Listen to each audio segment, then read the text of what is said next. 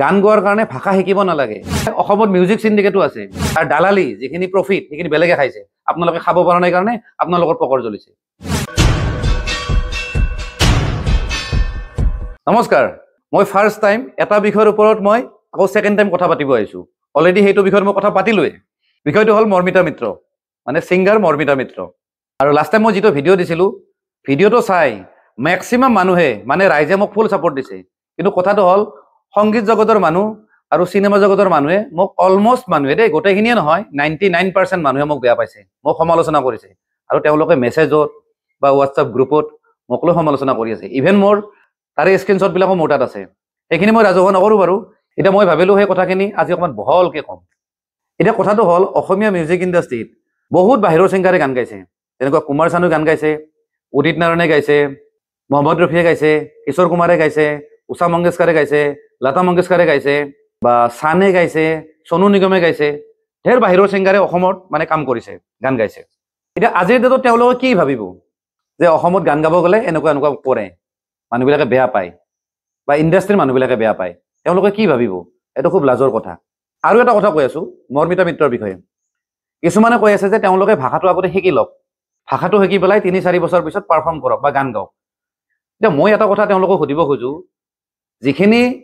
বাহিৰৰ সিঙ্গাৰে যে গান যে গাইছিলে যে কিশোৰ কুমাৰ হওক মোহাম্মদ ৰফি হওক বা যোনে কি নহওক তেওঁলোকে কি অসমীয়া ভাষাটো শিকি লৈছিল নেকি গান গোৱাৰ কাৰণে ভাষা শিকিব নালাগে উচ্চাৰণটো অকমান ভাল হলেই হল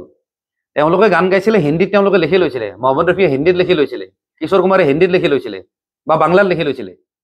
তেনেকৈ তেওঁলোকে গানটো গাইছে গতিকে গান গোৱাৰ কাৰণে ভাষা শিকাৰ একো দৰকাৰ নাই আৰু মই আগতেও কৈছো অসমৰ লোকেল যিখিনি সিঙ্গাৰ আছে অসমৰ ক্ৰাছ বুলি কয় সেইকেইজনীয়ে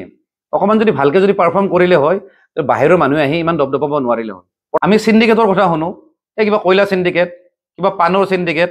বালি হিলৰ সিন্ডিকেট বহুত ধৰণৰ শুনিছো কিন্তু মিউজিকৰ সিন্ডিকেট আপোনালোকে শুনিছে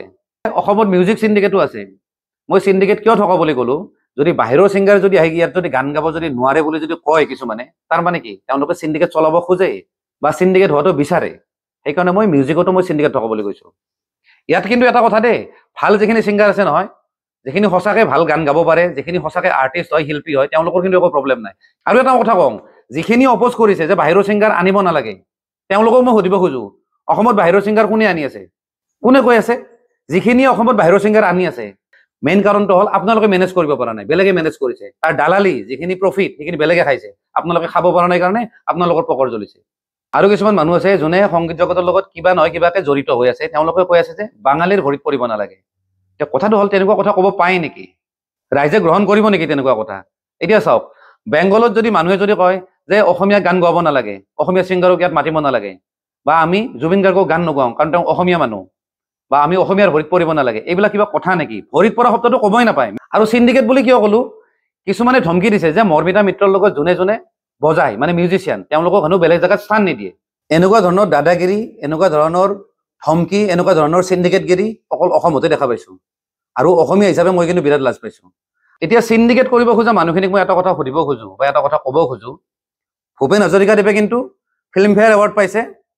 হিন্দী গানত অসমৰ কল্পনা পাটোৱাৰী বৰ্তমান ভোজপুৰী কুইন সিনেমা ইণ্ডাষ্ট্ৰীত বহুত মানুহ অসমৰ মানুহ কাম কৰি আছে মুম্বাইত বলিউডত যেনেকুৱা আদিল হুছেইন আছে বা সীমা বিশ্বাস আছে আৰু তেনেকুৱা বহুত আছে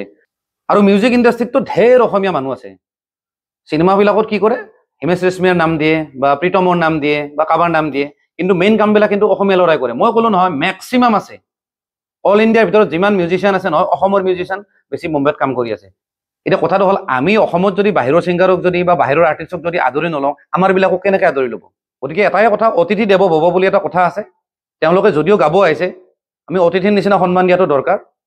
মই আৰু বেছি ভিডিঅ'টো বেছি দীঘলীয়া নকৰো ধন্যবাদ জয় অসম